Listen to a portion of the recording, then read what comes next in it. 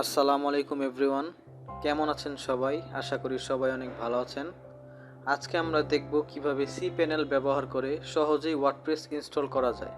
তাহলে চলুন টিউটোরিয়ালটি শুরু করা যাক। প্রথমত আমরা একটি ব্রাউজার ওপেন করব এবং এখানে আমরা আমাদের ডোমেইনের নেমটি টাইপ করব, কোডার্স প্র্যাকটিস .online। এখন যদি আমরা এখানে ইন্টার প্রেস করি তো দেখব আমাদের সাইটটি পরিপূর্ণ খালি।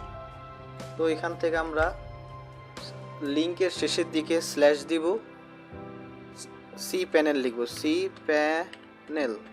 এটা লিখে হিট ইন্টার করলেও আমরা আমাদের cPanel-এ যেতে পারবো, অথবা এখানে যদি আমি ক্লোন 2083 দিয়েও ইন্টার করি তাহলে আমরা আমাদের cPanel-এ রিডিরেক্ট করতে পারবো।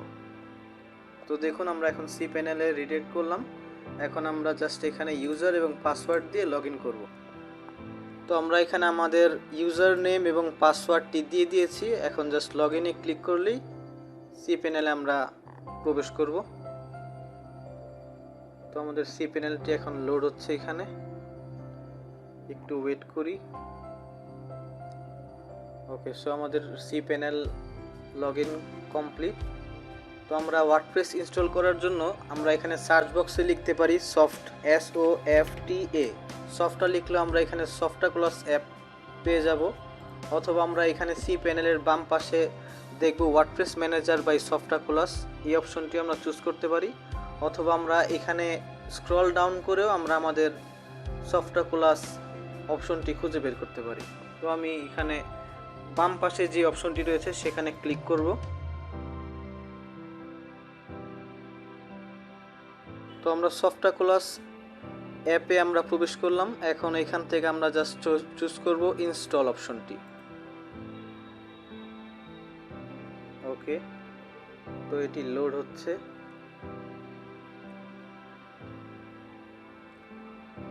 ওকে, তো আমরা এখন এখানে দেখতে পাচ্ছি আমাদের প্রোটোকল চুজ করতে বলতেছে। আমরা অবশ্যই সিকিউরড প্রোটোকলটি চুজ করব এবং এখানে আমাদের ডোমেইন নেমটি দেওয়া রয়েছে, এখানে আমাদের ডিরেক্টরি। তো আমরা এখানে ডিরেক্টরিটা কেটে দিব, যেহেতু আমরা মূল ডোমেইনেই ওয়ার্ডপ্রেসটি ইনস্টল করব।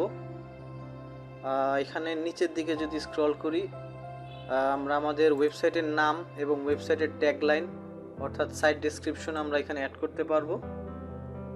আর উপরে যেটা আমরা মিস করেছি সেটা হচ্ছে আমরা আমাদের ওয়ার্ডপ্রেসের যে কোর ভার্সন সেটা আমরা এখান থেকে সিলেক্ট করতে পারি। তো আমরা অবশ্যই আমাদের আপডেট ভার্সনটি চুজ করব এবং নিচের দিকে রয়েছে অ্যাডমিন ইউজার এবং অ্যাডমিন পাসওয়ার্ড, যেটা আমরা আমাদের ওয়ার্ডপ্রেসের ড্যাশবোর্ডে লগ ইন করার জন্য দরকার হবে। তো অবশ্যই আমরা আমাদের এখানে ইউজার এবং পাসওয়ার্ডটি আমরা স্ট্রং দিব।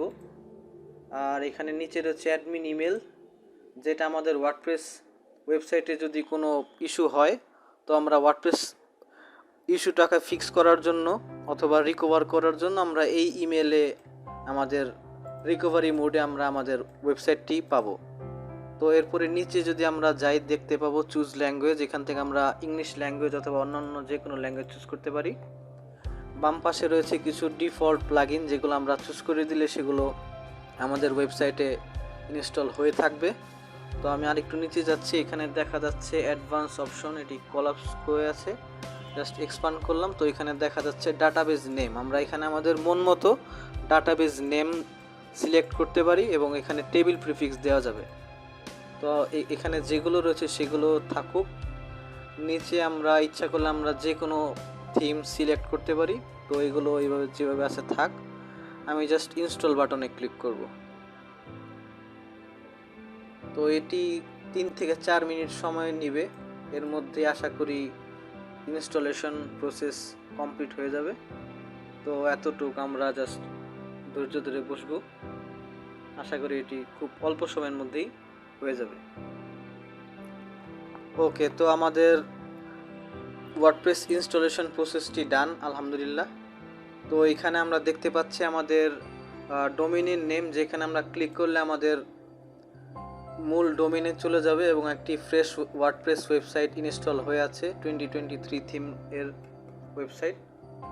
আর এখন আমরা যদি এই ওয়েবসাইটের ড্যাশবোর্ডে লগ ইন করতে চাই, তো আমরা দ্বিতীয় যে লিঙ্কটি আমাদের দিয়েছে WP অ্যাডমিন, এখানে ক্লিক করলে আমরা এই ওয়েবসাইটটির ব্যাকএন্ডে লগ ইন করতে পারবো। এই হচ্ছে আমাদের ড্যাশবোর্ড। তো এখন আমরা যদি এখান থেকে আমরা আমাদের cPanel-এ যেতে চাই, যেখানে জাস্ট আমরা ক্লিক করব গো টু কন্ট্রোল প্যানেল।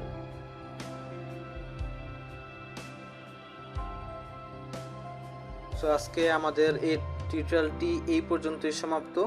সবাই ভালো থাকেন, সুস্থ থাকেন। আসসালামু আলাইকুম ওয়া রাহমাতুল্লাহ।